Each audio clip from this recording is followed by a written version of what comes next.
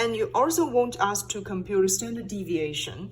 So standard deviation, SD, will equal epsilon. This will be the summation of di subtract d bar that we just computed square, divide the sample size, and then we take the square root, okay, positive square root.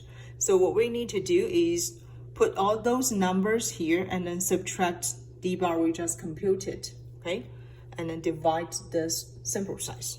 So we will have -5 subtract -4, okay, plus -5 subtract -4, plus 3 subtract -4, plus -5 subtract -4, plus -8 subtract -4, okay?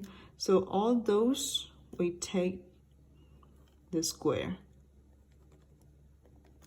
and then divide the sample size, 5, and finally we get the square root, okay? So here we also need to take the square root. Then based on your calculators and put those numbers into the calculators, you can have the standard deviation here will equal 4.123. Okay, I round it into 3 digits. Now let's see part C. So part C wants us to compute for the test statistic.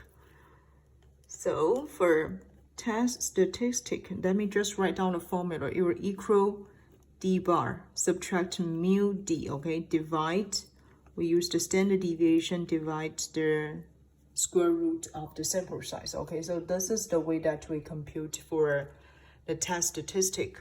And from part B, we know d bar will equal -4, right? Mu d here will equal 0, or this is the hypothesis value. And then we also have the standard deviation. We just compute equal 4.123, sample size equal 5, right? Put those numbers. So what we need to do is just put those numbers into this formula, okay? So we will have -4 subtract 0 and then divide 4.123 divide the positive square root of 5. So finally, we can have the test statistic equal -2.169. Okay, this is also a rounded number. Then let's look at part D. So part D, you want to test the null hypothesis. And then it also gives us the level significance equal 10%. Okay, so I'll just write it down. We will let alpha equal to level of significance, okay?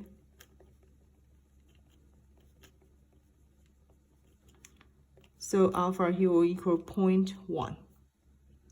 Then we have the test statistic as we just compute equal -2.169.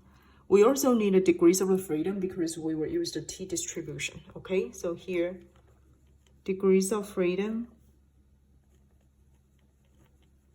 will just equal sample size subtract 1. So we use 5 subtract 1, which will give us the degrees of freedom equal 4, right?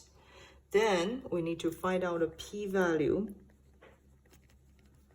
at the absolute value of t-test statistic, okay? If degrees of freedom equal 4. So which means we need to find out the p-value at t equal 2.169 if degrees of freedom equal 4. So here we need to use our t distribution table.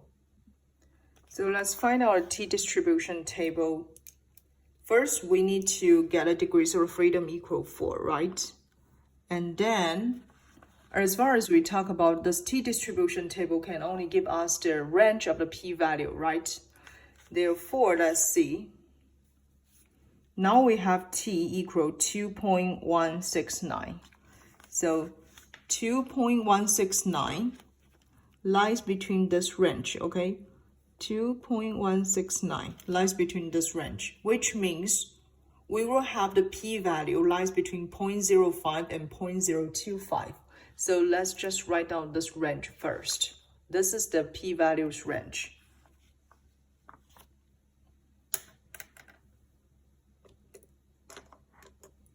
We will have the range for this p-value, okay? As we just have here. When t equal 2.169, the p-value, the range lies between 0.05 and 0.025. So we have 0.025 to 0.05. And then, if you notice, we have their level significance equal 0.1, right? So we can have their conclusion.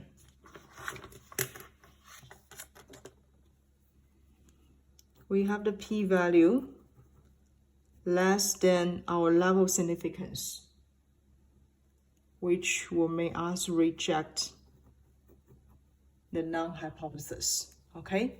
Made us reject the null hypothesis. So when we reject the null hypothesis, and then it means now the machine A doesn't provide a higher productivity rate than machine B.